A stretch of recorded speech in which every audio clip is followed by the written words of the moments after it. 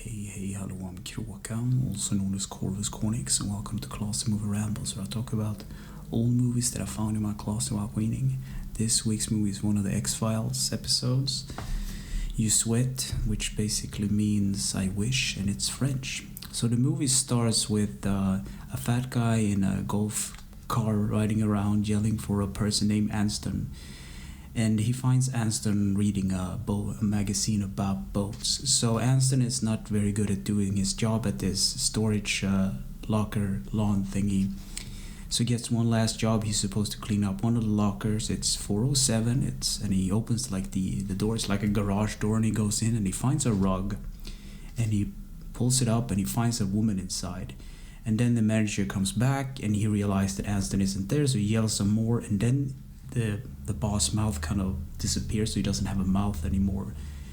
And then cutting to FBI's headquarters, where Mulder is interviewing this boss.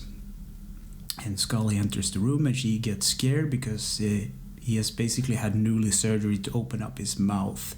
So it's kind of bizarre thing. So Mulder and Scully goes to see Anston at his house, and they go up to his lawn, and it's like a really bad neighborhood, and there's like this big boat standing next to the house. And it's like, okay, something is obviously up here. So they knock on the door, and Anston's disabled brother opens the door, and he's in a wheelchair, obviously, and he lies to them and basically tells them that Anston isn't there.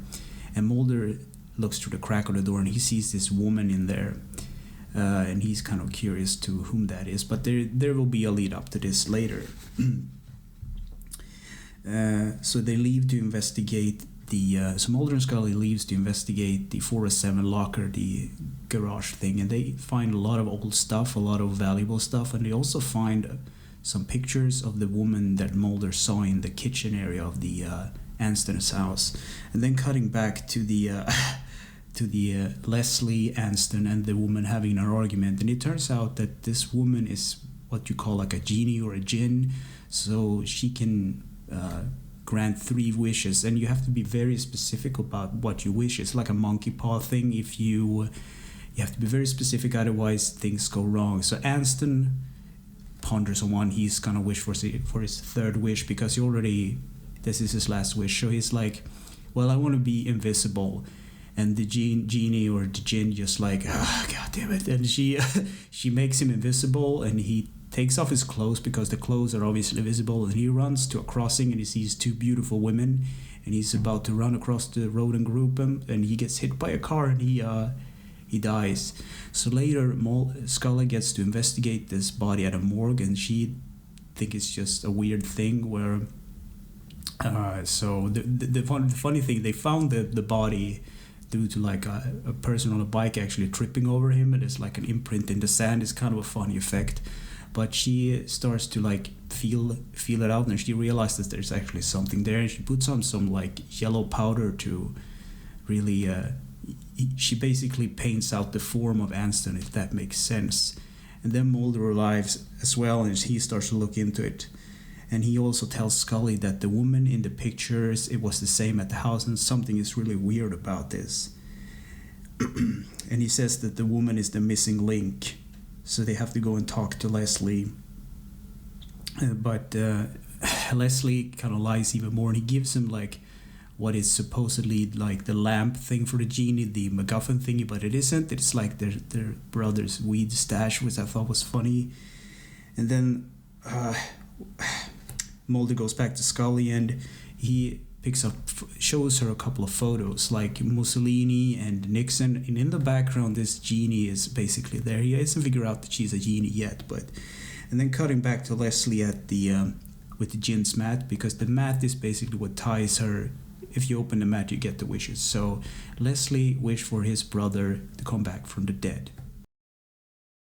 So Scully wants to show the invisible body to her colleagues, but when she opened the morgue like closet or whatever you call it, like storage, and the body isn't there because he is gone.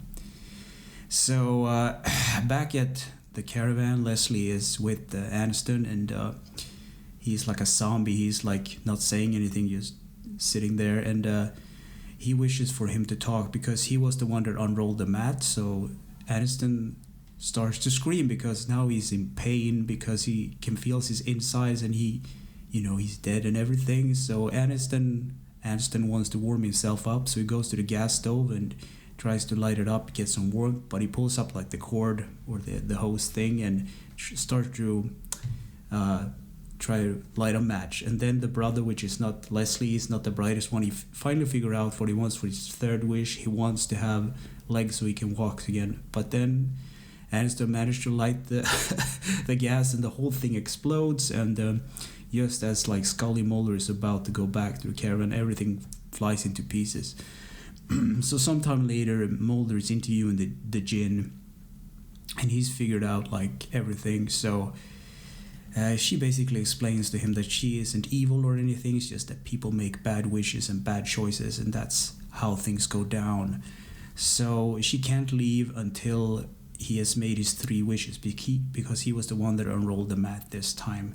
So Mulder ponders about what to wish, because you have to be very specific about what you wish, or otherwise things would be not going too well, So he wished for peace on Earth. And of course it goes wrong, and he's all alone in the world now. So you have to be very specific, as I said. So he wished for everything to be as it was before, and Scully doesn't believe that anything has happened yet. So